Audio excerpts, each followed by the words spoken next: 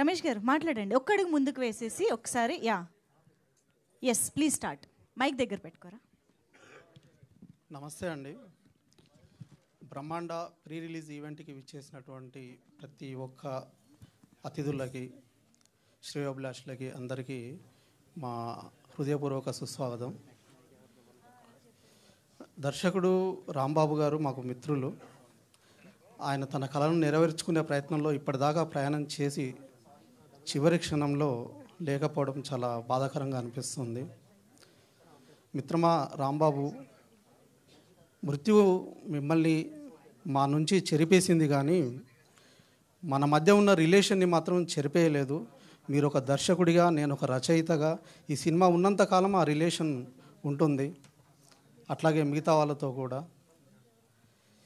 ఈ సినిమా ఎందుకో, ఈ కథలో ఒక చోట డెత్ సీన్ ఉంటుంది. తను నాతో జర్నీ చేసిన చాలా రోజుల వరకు ఆ డెత్ సీన్ గురించి బాగా చెప్పేవాడు, బాగా ఇష్టపడ్డాడు ఆ సీన్ని. అది ఎలాంటి సూచన ఇచ్చిందో తెలియదు, కానీ బాగా ఆ సీన్ని ఇష్టపడేవాడు. దానికి సంబంధించినటువంటి ప్యాథటిక్ సాంగ్ కూడా ఉంది ఈ సినిమాలో, మిత్రమా నీకు నివాళులు. అండ్ ఈ సినిమాలో స్పిరిచువల్ టచ్ ఉంది. ఈ మధ్యకాలంలో మనం చూస్తున్నాము, ఆధ్యాత్మికత టచ్ ఉన్నటువంటి చాలా సినిమాలు చాలా పెద్ద రేంజ్లో హిట్ అవుతున్నాయి.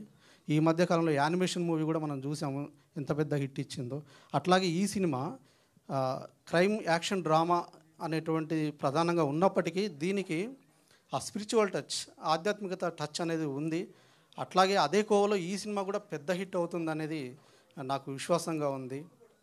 అండ్ హీరో బన్నీ రాజు గారు మంచి టాలెంటెడ్ పర్సన్, మంచి భవిష్యత్తు ఉంది అతనికి. ముందు ముందు ఇంకా షైన్ అవుతాడు. అతనికి నా యొక్క శుభాకాంక్షలు.